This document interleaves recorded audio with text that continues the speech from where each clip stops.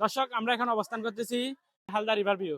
এখানে দুইটা ভাইয়া দেখতেছি, তাদের থেকে আমরা জিজ্ঞেস করবো হালদাকে মানুষের সাবরি প্লেস বলে কেন। তো সাথে থাকুন। ভাই আসসালামু আলাইকুম। ওয়ালাইকুম আসসালাম। ভালো আছেন? আছি আলহামদুলিল্লাহ। ভাইয়ের নামটা কি? আহসান। আচ্ছা ভাইয়া। মোহাম্মদ সাকিব।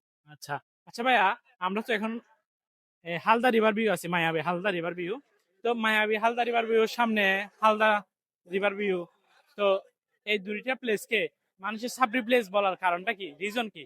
ভাইয়া এখানে কি বলবো, আপনি বেশি না ওইদিকে দেখলেই বুঝতে পারবেন এখানে কেন সাব রিপ্লেস বলা হয়। এখন আমি আপনাকে একটা কোয়েশ্চেন করি, এটাকে সাব রিপ্লেস বলা হবে না কেন?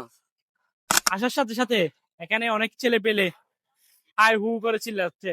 তো আমারও দেখে মনে হয়েছে সাবরি। তারপরে বিভিন্ন বাইক দেখে তো মনে হচ্ছে। তো এমনি সাবরি চিনার উপায় তো এগুলোই না।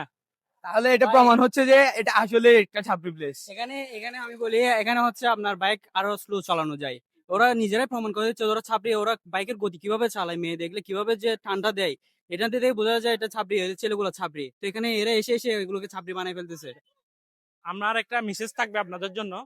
এখানে আপনারা চাইলে বাইকের গতি কমাইতে পারি। বাইকের গতি কমালে আমাদের সময় লস হবে না এবং আমাদের জীবনও লস হবে না।